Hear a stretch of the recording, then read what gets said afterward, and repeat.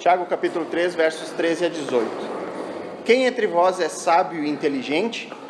Mostrem mansidão de sabedoria, mediante condigno proceder às suas obras. Se, pelo contrário, tendes em vosso coração inveja amargurada e sentimento faccioso, nem vos gloriei disso, nem mintais contra a verdade. Esta não é a sabedoria que desce lá do alto, antes é terrena, animal e demoníaca. Pois onde há inveja e sentimento faccioso, aí há confusão e toda espécie de coisas ruins.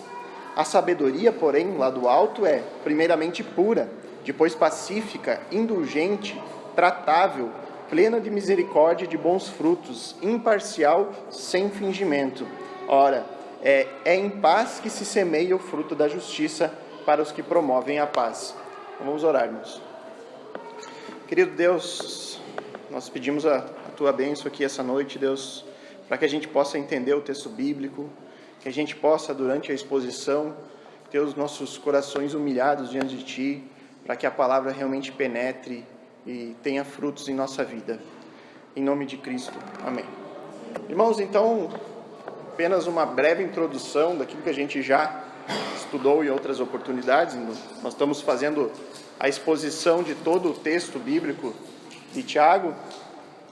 Então, em minha última exposição, nós iniciamos uma terceira sessão aqui da carta de Tiago, onde ele vai apresentar várias áreas de perigo e causas de dissensões, causas de confusão dentro da comunidade, dentro daquela congregação.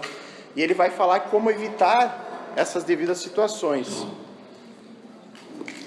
Então, analisando a primeira parte do capítulo 3, que ele fala, que foi na última exposição, ele falou sobre o problema do domínio da língua. Nós vimos o poder e o perigo que esse pequeno órgão representa para o homem e o seu dever de refreá-lo.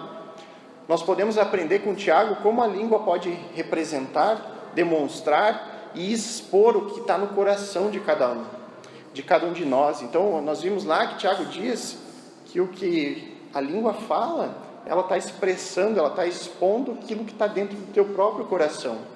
Bem semelhante, identicamente, àquilo que Cristo falou, né? Cristo disse em um dos seus elementos no Evangelho, que o que a boca fala, do coração está cheio, né? Então, hoje, nós vamos ver outra causa de dissensões, de contendas dentro da comunidade. Nós veremos sobre aqueles que se julgam sábios. Nós veremos o que o autor aqui entende que é a verdadeira sabedoria em contraste com a falsa sabedoria e as diferenças entre a origem de cada uma delas e os frutos que cada uma dessas sabedorias traz para as vidas das pessoas. Então ele começa no verso 13. Quem é sábio? Ele começa com uma pergunta. Tiago usa de ironia aqui. Quem é sábio? E claramente ele está se dirigindo para aqueles que estavam almejando uma posição de mestre entre aqueles seus destinatários. Nós vimos ao longo da carta que existia muita competição, né, dentro dessa igreja, pessoas querendo ensinar. E ele diz que você não deve ter pressa em querer ensinar, você deve primeiro ser um bom aprendiz, um bom aluno, para depois sim ensinar. Então aqui, aqueles que se julgavam sábios e inteligentes, e essa expressão sábio e inteligente era bem comum naquela época, e eles, como uma igreja com base judaica, eram judeus convertidos ao cristianismo, eles entendiam muito bem, porque Moisés, em Deuteronômio 1,13, ele fala que fossem homens assim colocados como líderes. Ele diz lá em Deuteronômio 1,13, tomai-vos homens sábios, inteligentes e experimentados.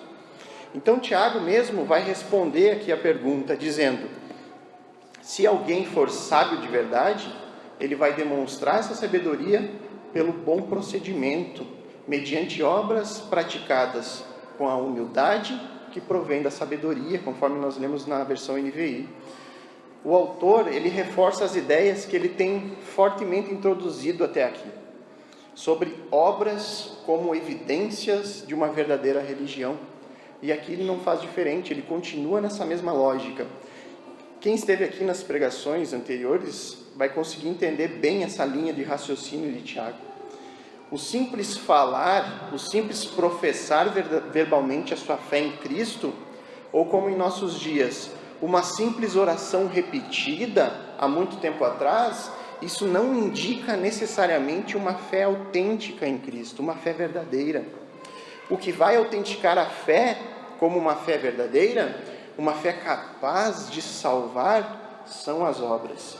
Isso quer dizer que eles são salvos por obras? Não, muito pelo contrário.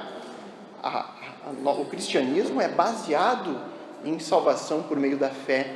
Mas o que Tiago quer dizer é que essa fé só é comprovada, só é autenticada quando há presença de boas obras. Se não há presença de boas obras, não há como determinarmos se a fé de alguém é de fato verdadeira. Então, as obras, os atos de obediência, o controle da língua, como nós vimos no texto da semana passada, são a maneira visível de sabermos se uma fé é autêntica ou não. Então, tendo isso em mente, Tiago continua usando essa lógica. Caso alguém se ache sábio e inteligente, isso não indica automaticamente que essa pessoa é de fato o que ela julga ser. Da mesma maneira que dizer com sua boca que você é cristão, não indica automaticamente que você é de fato um eleito de Deus. Então, na sequência do texto que nós veremos, Tiago vai mostrar os dois tipos de sabedoria que existem no mundo. Uma falsa e uma verdadeira. A Bíblia, ela nos apresenta diversos dualismos, como, por exemplo, os dois caminhos, o caminho largo e o estreito. A Bíblia nos apresenta dois perfumes, um que tem cheiro de vida e o outro tem cheiro de morte. E hoje nós vamos ver dois tipos de sabedoria. E Tiago já responde aqui no verso 13, que a verdadeira sabedoria também é manifestada por obras. E nos versos seguintes, ele vai nos explicar a origem de cada uma sabedoria e os frutos de cada uma dessa sabedoria, em contraste uma com a outra. Então, em primeiro lugar, nós veremos a falsa sabedoria, que está no verso 14 e 16. Então ele diz: se pelo contrário tendes em vosso coração inveja amargurada e sentimento faccioso, nem vos gloriei disso, nem mintais contra a verdade. Essa não é a sabedoria que desce lá do alto, antes ela é terrena, animal e demoníaca. Pois onde há inveja e sentimento faccioso, aí há confusão de toda espécie de coisas ruins. Então, em primeiro lugar, nós vamos ver a origem da falsa sabedoria. E aí no verso 15, ele diz que a origem dela é terrena, animal e demoníaca. Então, Tiago aqui nos diz que essa sabedoria, ela não provém lá do alto, em contraste com sua afirmação lá no capítulo 1, verso 17. Dá uma olhadinha, volte aí no capítulo 1, verso 17.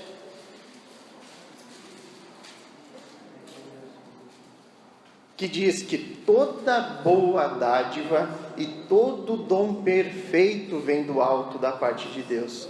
Então fica muito clara a distinção feita por Tiago.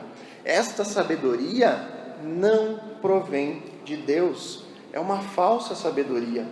E se não provém de Deus, provém da onde? E aí ele diz, ela é terrena, animal e demoníaca. Então nós vamos analisar cada um dos termos usados aqui por Tiago, começando por terrena. A palavra terrena aqui, ela poderia também ser traduzida por mundana. É a mesma ideia de mundo que nós vemos por todo o Evangelho de João. Então nós pegamos diversas pregações do Evangelho de João no tempo do pastor Neto, ele por várias vezes explicou a visão de mundo, qual é a visão de mundo de João. Então, um pequeno exemplo, em João capítulo 2,15, na primeira parte diz assim: não ameis o mundo, nem o que nele existe. E aí você não pode ter a ideia de que não amar o mundo é não amar o planeta, não amar as coisas deste mundo no sentido de pessoas, a criação e tudo mais. Mas João quer dizer que você não deve amar o sistema deste mundo em rebelião contra Deus. O sistema mundano é o conjunto de pessoas, conjunto de pensamentos e ações que vivem como se Deus não existisse.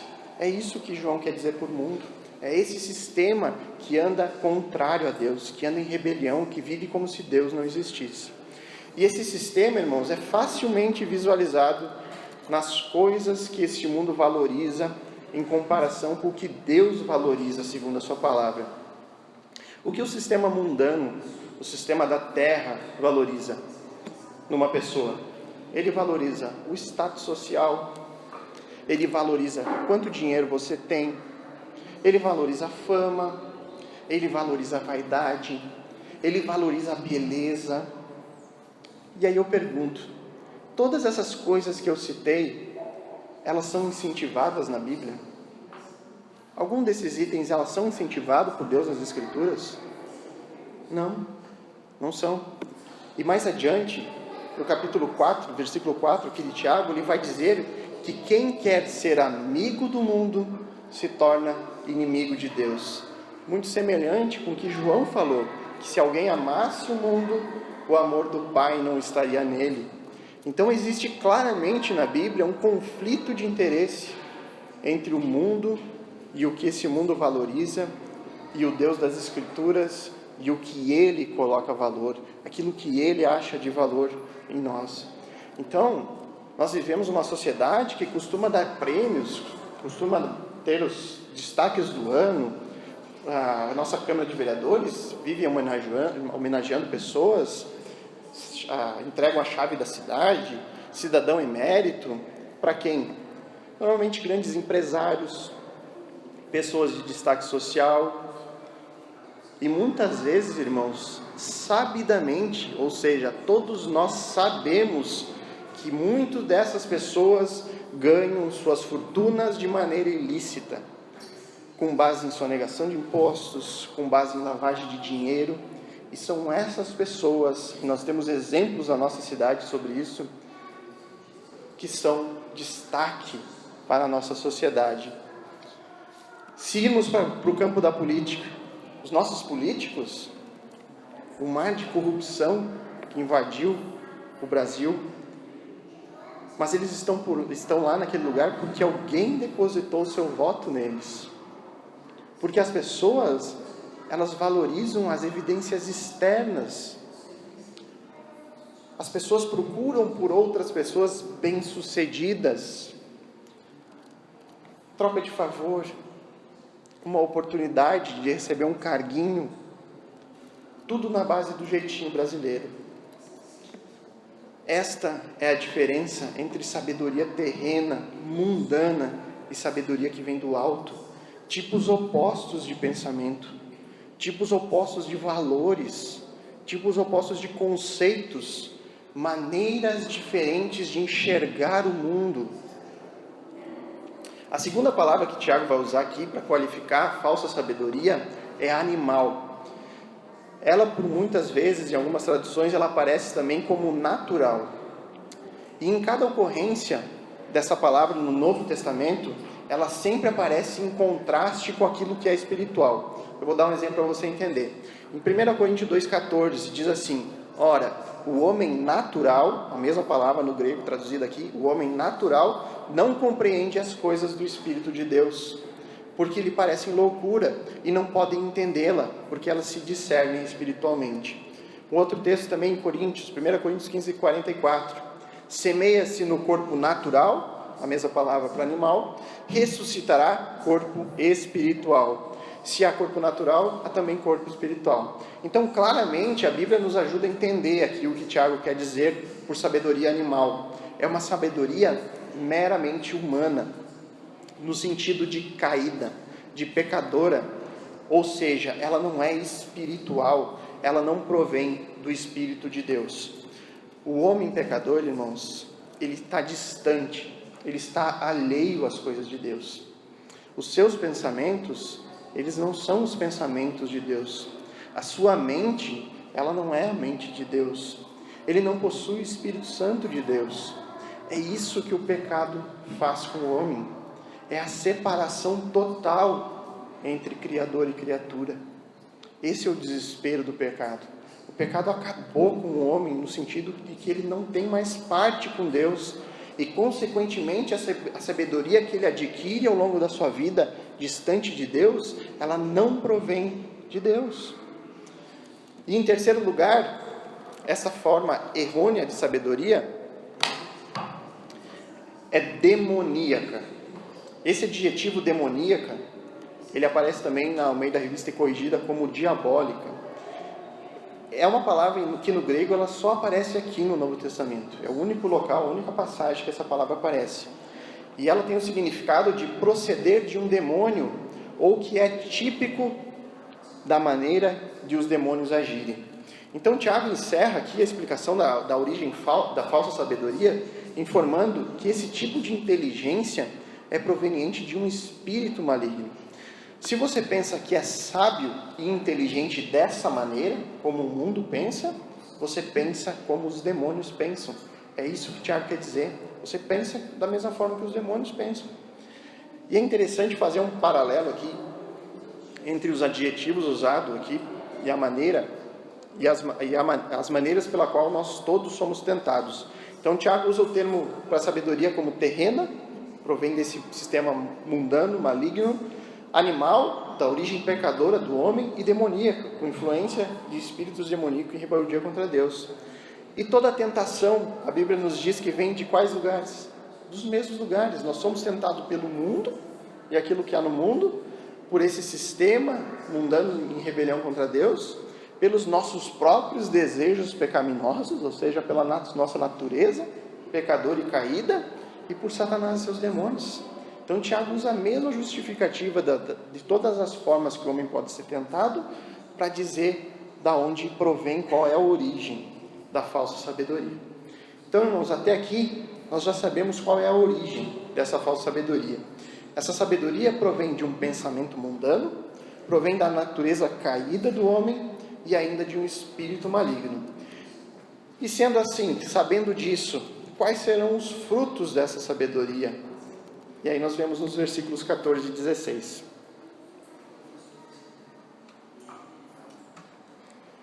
Se, pelo contrário, tem de vosso coração inveja amargurada e sentimento faccioso, nem vos gloriei disso, nem mentais contra a verdade. Pois onde há inveja e sentimento faccioso, aí há confusão e toda espécie de coisa ruim. Então Tiago menciona aqui dois sentimentos: inveja e espírito faccioso, ou seja, espírito de divisão. O autor, ele está tratando originalmente nessa carta sobre problemas de divisão na igreja, e estes dois sentimentos talvez sejam os que mais provocam divisões em uma congregação. Imagine comigo, o contexto da carta é de pessoas que almejavam cargos de liderança. Eles queriam ensinar, eles queriam ser mestres naquela congregação. E essas pessoas, elas estavam invejando amarguradamente as pessoas que ocupavam esses cargos de ensino entre eles. O termo usado aqui, inveja amargurada, indica para uma competição, uma rivalidade entre os possíveis candidatos a mestre. Esse sentimento de inveja, ele provoca uma profunda amargura entre eles. Então, eles todos estavam almejando aquele cargo e um tendo inveja, querendo disputar, querendo criar contendas para assumir aqueles determinados cargos. Então, imagine essa situação. Pessoas que se julgavam serem sábios e inteligentes, almejavam esses cargos. E isso envolvia sempre o quê? Cobiça e crítica aos líderes que ocupavam aquelas posições na igreja. E onde há esse tipo de postura, de estar toda hora criticando quem está ensinando, toda hora cobiçando aquele que está ocupando aquele cargo, a consequência é sentimento faccioso, sentimento de divisão, criar rupturas dentro da igreja, criar partidos. Esses que almejavam os cargos de mestre, eles criticavam aqueles que ensinavam a congregação e com isso criavam os seus próprios partidos. O fulano está do lado do outro. Mas eu gosto mais desse. A pregação daquele é melhor. Mas aquele lá, não, eu não gosto muito. Isso criando divisões entre a igreja, criando grupos de pessoas, partidos. Então esse é o sentimento que pairava naquela igreja. E Tiago, ele vai tratar mais adiante, aqui na carta de Tiago, no capítulo 4:1, muito mais diretamente sobre essas brigas e conflitos. Ele vai dizer lá de onde provém as guerras e contendas que há entre vós. Então olha o termo que Tiago usa, as guerras, o clima estava pesado entre eles. Uma igreja cheia de divisões e partidarismo é uma igreja fadada ao fracasso. E Tiago sabia disso, por isso ele é tão severo nas suas orientações, na sua exortação quanto ao assunto. E além de confusão, conforme o verso 16 nos diz, quem possui esse tipo de sabedoria ali diz, pratica toda a espécie de coisas ruins. Ou seja, os que fazem uso dessa sabedoria terrena também são pessoas que praticam maldade, pessoas que deliberadamente fazem o mal. Neste contexto aqui de Tiago, o mal é fazer mau uso da língua, não cuidar dos mais necessitados. Lembra o texto que nós já estudamos? Quer dizer que é sábio, quer ter uma aparência de sabedoria. Esse era o contexto. Mas é necessário que a gente pegue isso, sabendo o problema da época, e aplique para nós hoje. É necessário que a gente faça uma análise na nossa própria vida. Será que eu não possuo essa falsa sabedoria? Se em sua vida há muita confusão, e se você se deleita na maldade, ou se você é considerado uma pessoa de práticas más, sem dúvida nenhuma, você quer ser melhor que os outros e, consequentemente, você faz uso dessa sabedoria. É muito comum, irmãos, nós nos acharmos melhor do que os outros, porque fazemos parte de uma igreja séria. Mas a minha igreja ela é ortodoxa, ela prega essa doutrina, tem uma teologia correta, a minha igreja. E aí você olha para os evangélicos de modo geral, muitos sendo enganados pela teologia da prosperidade, pelo neopentecostalismo, com práticas místicas e tudo que a gente vê as pessoas praticando por aí. E aí você olha para eles e você corre o risco de achar, mas eu sou melhor que ele. Eu sou melhor, eu não faço essas coisas. É eles que fazem. Você pode até olhar os ímpios em suas iniquidades, agora chegando a época do carnaval, você olhar, eu jamais faria isso. Eu jamais desfilaria nu por aí, porque eu sou melhor. Esse é o risco, irmãos, de acharmos que nós somos melhor do que eles por causa da nossa sabedoria, ou por haver algo em mim que é melhor do que há no outro. Doce ilusão, irmãos. A única coisa que nos separa de qualquer outra pessoa deste mundo, que nos separa de um estuprador ou de um assassino, é a graça de Deus. É isso que nos fez diferente. É isso que nos restaurou. Caso contrário, nós iríamos para o mesmo lugar que essas pessoas. Nós frequentaríamos no fim da nossa existência o mesmo ambiente do pior tipo de gente. E por que não ficaremos entre eles? Porque Deus nos resgatou com a sua graça e misericórdia. E é pela graça de Deus também que esse problema de possuir uma falsa sabedoria pode facilmente ser evitado. Como? Depende apenas de um olhar para Jesus. Depende apenas disso. Olhe para Cristo e depois olhe para si mesmo. Olhe o quão pecador você é. E aí inicie um processo de correção das suas imperfeições. Comece a aprender aquilo que é de errado na sua vida e peça auxílio do Espírito Santo para fazer as mudanças necessárias. Agindo assim, o Senhor certamente dispensará sabedoria para o nosso bem viver, a verdadeira sabedoria. Então vamos ver agora o que Tiago tem a nos dizer sobre ela, a verdadeira sabedoria. Vamos ver só a questão da origem da verdadeira sabedoria. Verso 17, a primeira parte. A sabedoria vem do alto. Em contraste com a sabedoria terrena descrita anteriormente, Tiago agora apresenta a verdadeira. Essa sabedoria que deve influenciar as nossas palavras, a nossa maneira de falar, como também influenciar o nosso comportamento. Então a descrição que Tiago inicia da procedência da sabedoria é que ela provém do alto. E como podemos ter certeza disso? Como podemos ter certeza que a sabedoria provém de Deus? Em primeiro lugar, porque ela é fruto de oração. E Tiago nos diz isso. Volte no capítulo 1, verso 5. Retroceda até o capítulo 1, versículo 5. Novamente.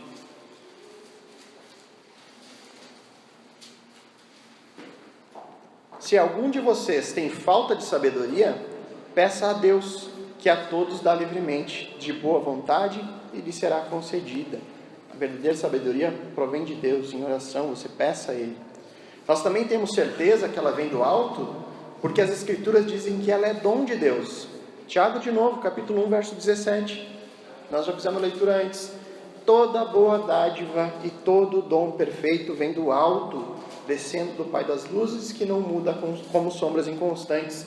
Ou seja, tudo que é de bom, incluindo sabedoria, provém do alto, provém de Deus. Nós também podemos ter certeza que ela vem de Deus, pois essa sabedoria está na pessoa de Cristo. Cristo é a nossa sabedoria.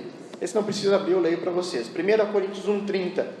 É, porém, por iniciativa dele, que vocês estão em Cristo Jesus, o qual se tornou sabedoria de Deus para nós, isto é, justiça, santidade e redenção. Nós temos em Cristo sabedoria. Essa sabedoria também, ela está na palavra, porque é ela que nos torna sábios para a salvação. Paulo diz para Timóteo, em 2 Timóteo 3,15, porque desde criança você conhece as sagradas letras, que são capazes de torná-lo sábio para a salvação, mediante a fé em Cristo Jesus. Então, que valor possui qualquer tipo de conhecimento que não provém de Deus? Que não provém do alto? Que valor possui um conhecimento que vem de outras fontes? Então imagine, se você fosse formado em todos os cursos universitários do mundo, você tivesse bacharel em medicina, engenharia, computação, química, física, matemática, arquitetura, né? Você seria alguém sábio? Certamente, né? Sabedoria ia ser teu sobrenome, o cara que consegue ser formado em todos os cursos possíveis. Mas esse conhecimento todo adquirido seria capaz de salvar a sua alma? Não, é esse o ponto.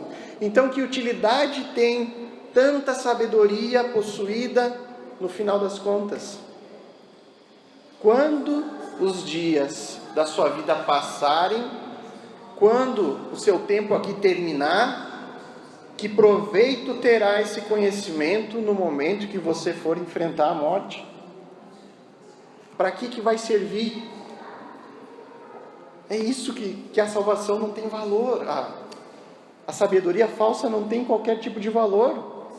Porque aos olhos de Deus, ela não é capaz de trazer aquilo que mais importa, a tua salvação. Se ela não é capaz disso, você não deve despejar toda a sua força em busca dessa sabedoria. Você deve colocar toda a sua energia naquela verdadeira sabedoria que vai salvar a sua alma. E a verdadeira sabedoria, ela é capaz disso. Nós nos tornamos sábios para a salvação, é isso que Paulo diz, mediante a fé em Jesus Cristo. É isso que o apóstolo Paulo nos ensina, e é isso que está totalmente de acordo com o ensino do que Tiago está querendo falar. E como sabemos que essa sabedoria provém, nos é dada por parte de Deus, então isso é impossível que o Deus da Bíblia, um Deus que a gente sabe, segundo a Bíblia, é um Deus perfeito, um Deus santo, um Deus justo, um Deus bondoso. Como que é possível que, se essa sabedoria provém desse Deus, Deus pode nos dar algum fruto que seja incompatível com seus atributos, que seja diferente da sua própria natureza? Se é algo que Ele nos dá, e Ele é um Deus santo, Deus bom, um Deus justo, um Deus perfeito, é possível que Ele nos dê algum tipo de algo ruim? Algo que seja imperfeito? Algo que produza frutos terrenos? Algo que produza frutos pecaminosos ou frutos malignos? Não. Então os frutos, nós vamos ver aqui no verso 17. Essa verdadeira sabedoria, ela nos produz frutos de justiça. A sabedoria, porém, lá do alto é, primeiramente pura, depois pacífica, indulgente, tratável, plena de misericórdia e de bons frutos, imparcial e sem fingimentos. Então Tiago aqui lista os frutos, ou aquilo que deve ser demonstrado na vida daquele que se acha sábio, a partir desta verdadeira sabedoria. E aqui esses 8 adjetivos que Tiago atribui à verdadeira sabedoria devem ser características não apenas do indivíduo que está buscando essa sabedoria de Deus, mas também das igrejas que professam o nome de Cristo. E os 8 adjetivos são: primeiro, a verdadeira sabedoria produz pureza, e você vê ali que ela é tratada de uma maneira especial. O Tiago diz, primeiramente pura, ponto e vírgula, depois pacífica, e ele repete. Então ele dá um destaque para esse primeiro adjetivo, a pureza. E primeiramente pura, ela mostra a importância da santidade. A pureza aqui está relacionada diretamente com a pureza de Deus. Deus é puro e a sua natureza é pura e limpa.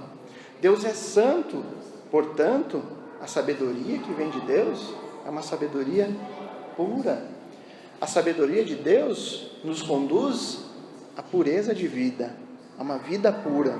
A sabedoria do homem conduz, como o Tiago nos diz, à amizade do mundo. Há uma diferença gritante entre essas duas coisas.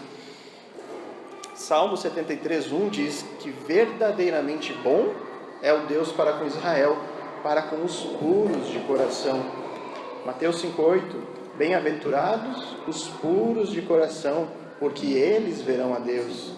1 João 3:2 e 3, amados, agora somos filhos de Deus, e ainda não é manifestado o que haveremos de ser, mas sabemos que quando Ele se manifestar, seremos semelhante a eles, porque assim como é, o veremos. E todo o que nele tem essa esperança, purifica-se a si mesmo, assim como Ele é puro. Irmãos, quem despreza a pureza, despreza a Deus. Aquele que se diz cristão e não tem uma atitude de pureza com a vida, de pureza com as pessoas, este não possui a verdadeira sabedoria. Porque a sabedoria do alto, que vem da parte de Deus, ela é primeiramente pura. Porque ela provém de um Deus puro. São evidências que nós devemos buscar na sabedoria que a gente está almejando e pedindo a Deus. O segundo adjetivo, a verdadeira sabedoria produz paz. A sabedoria do homem, conforme nós vemos aqui no contexto todo de Tiago, ele tem levado à confusão, à rivalidade, a sentimento de discórdia, de facção, em contraste com a sabedoria do alto. A sabedoria de Deus conduz à paz. E que paz é essa? A paz que Paulo diz em Filipenses 4:7, que a paz de Deus excede todo o entendimento, guardará os seus corações e a sua mente em Cristo Jesus. A paz verdadeira que é produzida por essa sabedoria igualmente verdadeira é ter perdão dos pecados, é ter uma vida eterna com Cristo Jesus. É só isso que importa. É só isso que importa para nós. Isso é o mais importante. A falsa sabedoria é oposta. Ela nunca traz paz a ninguém. O homem mais sábio do mundo, longe de Deus, ele não possui paz em seu coração. As pessoas, elas correm atrás do vento. Elas correm atrás do vento e sem nunca achar. Não é assim? Eu tenho certeza que você conhece pessoas sábias, pessoas bem-sucedidas aos olhos do mundo, mas que não encontram paz em lugar nenhum, que são pessoas depressivas, pessoas com problemas, pessoas atormentadas, pessoas que almejam objetivos na vida e quando atinge aquilo não satisfaz e ela procura outra coisa para tentar satisfazer a sua vida e isso fica num círculo vicioso, não termina mais. A verdadeira sabedoria, ela também é indulgente, amável, como traduzida na NVI, ou moderada, na Almeida Revista e Corrigida. A ideia aqui é de gentileza, de suavidade, de benignidade. A sabedoria do alto, ela não é rude, não é áspera, mas ela é gentil e benigna, assim como Cristo é benigno e manso. O quarto adjetivo, a sabedoria que vem do alto, é tratável. Ser tratável significa ser uma pessoa comunicável, uma pessoa de fácil acesso. Jesus é um exemplo disso. As crianças, os rejeitados, os leprosos, os doentes, as mulheres, os publicanos, as prostitutas, os doutores, todos tinham livre acesso com Cristo. Sabe quando tem uma pessoa em debate com outra? Aquele debate sobre teologia, sobre qualquer assunto. A pessoa que possui a verdadeira sabedoria, ela não tem aquela insistência de querer ter a última palavra, de se sair vencedor do debate. Assim é a sabedoria do alto. Ela é compreensiva, ela é conciliatória, ela é amigável, ela é tratável.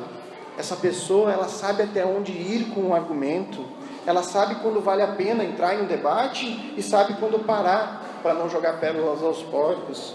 O seu interesse, ele não é de impor a sua vontade na base da força.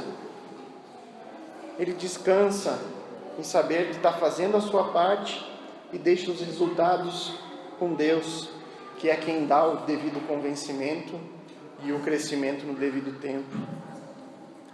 A verdadeira sabedoria, ela também é plena de misericórdia.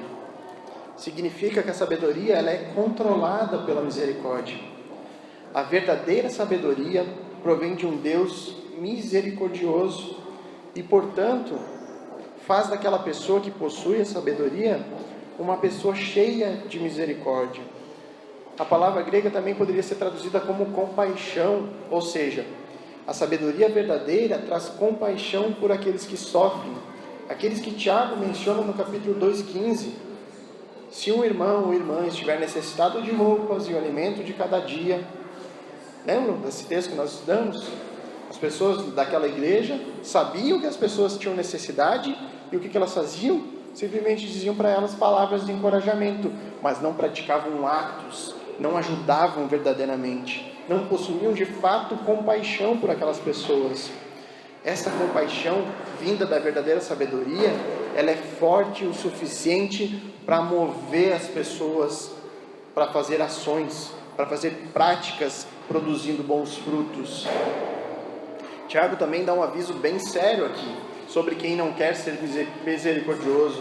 No capítulo 2, 12 e 13, ele diz: falem e ajam como quem vai ser julgado pela lei da liberdade, porque será exercido juízo sem misericórdia sobre quem não foi misericordioso. Aquele que não for misericordioso para com o próximo, irá ser julgado sem misericórdia por Deus. Aqui entra a lei da medida em que julgar e será julgado. Ou seja, se você agir com misericórdia, sem misericórdia, não espere da parte de Deus qualquer tipo de misericórdia. O sexto adjetivo é que a verdadeira sabedoria possui bons frutos. As pessoas que são fiéis, elas são frutíferas. Quem não produz fruto, produz galho. A sabedoria de Deus, ela é prática, ela muda a vida das pessoas e ela produz bons frutos para a glória de Deus. Essa é a ideia que é exaustivamente trabalhada por Tiago no capítulo 2, que foi exposto aqui na igreja. Uma fé sem obras é uma fé morta. As obras, os frutos de obediência, são as evidências de uma verdadeira conversão. Como diz o ditado, falar até papagaio fala. E Tiago diz exatamente isso.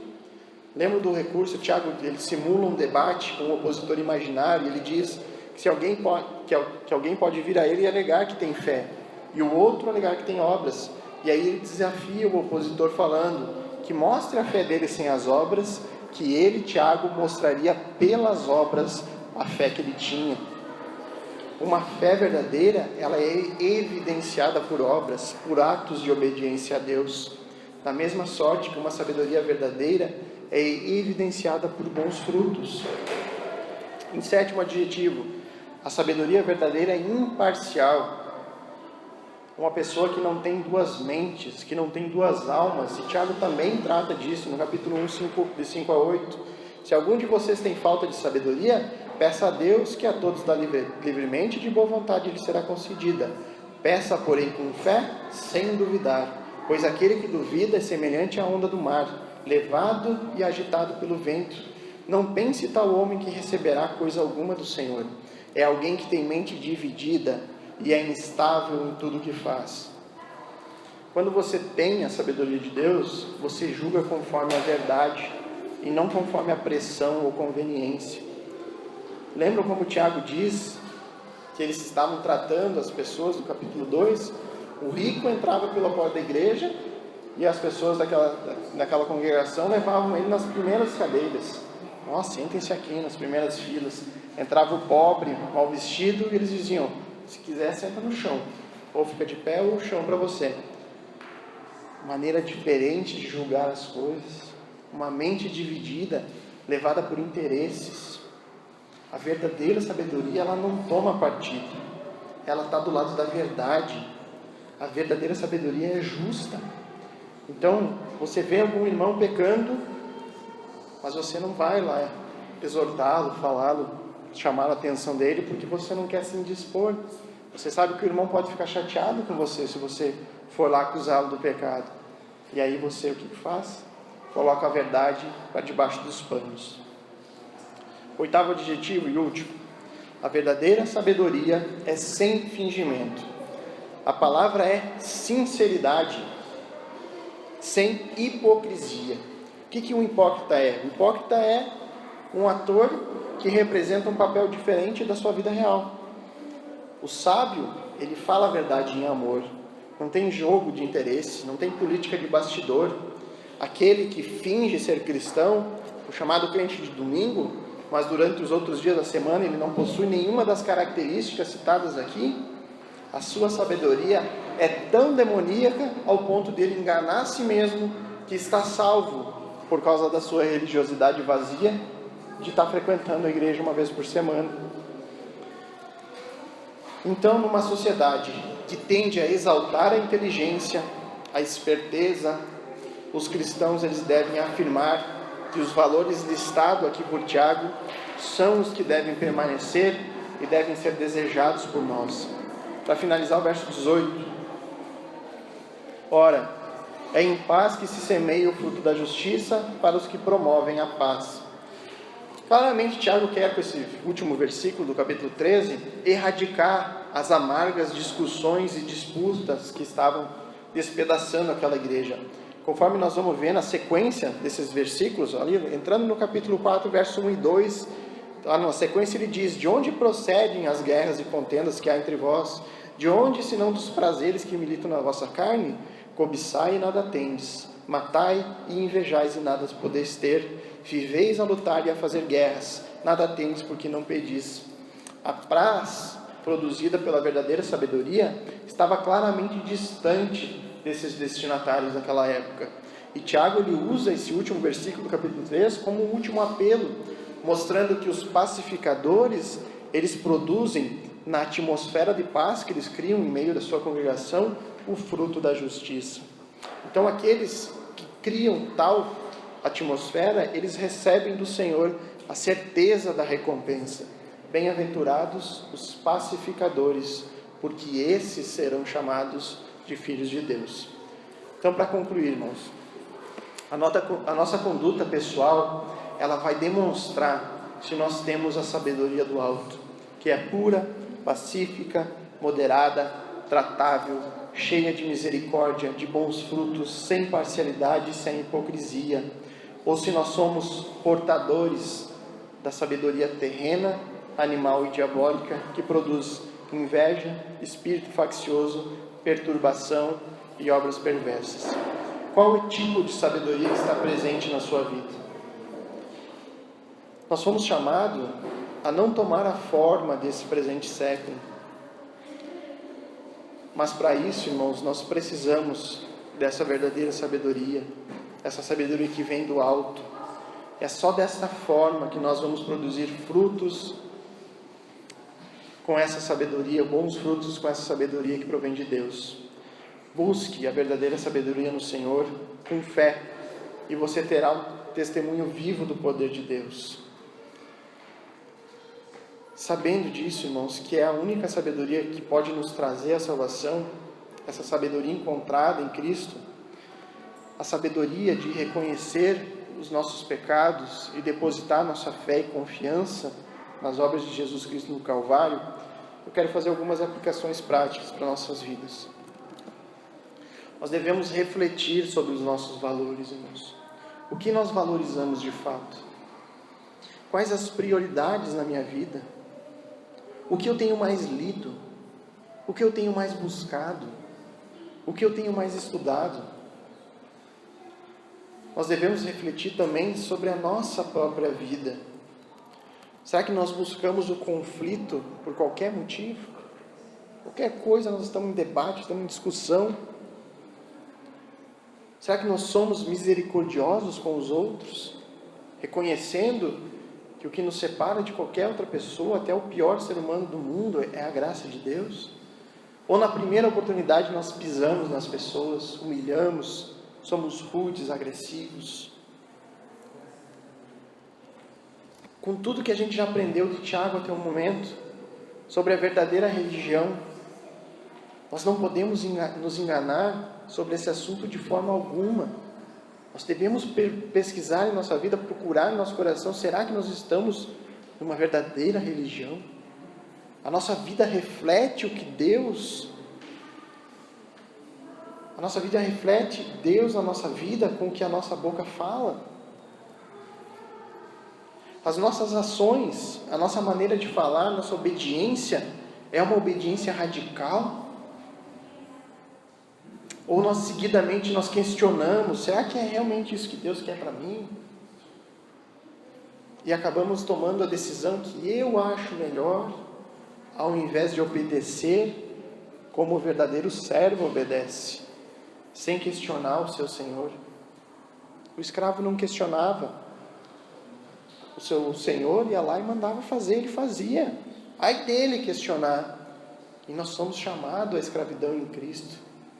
Nós somos chamados para obedecer radicalmente aquele que nós mesmos professamos com a nossa boca: Jesus é o meu Senhor. Cantamos seguidamente: Jesus é o meu Senhor. Nós cantamos, mas a nossa vida reflete obediência radical a esse Senhor. Irmãos, com isso nós encerramos o 3º capítulo aqui da Epístola de Tiago, onde nos mostrou até aqui a essência do verdadeiro cristianismo, que ser cristão não consiste apenas em ouvir sermões, em acreditar no que está ouvindo, em falar como se fosse alguém capaz de ensinar, como se fosse um professor de teologia, mas que ser cristão implica em praticar a palavra de Deus, em possuir obras, atos de obediência que demonstrem, que autentiquem a minha fé como uma fé verdadeira e exibir a verdadeira sabedoria mediante um correto proceder com a nossa vida. Amém? Então vamos orar, irmãos.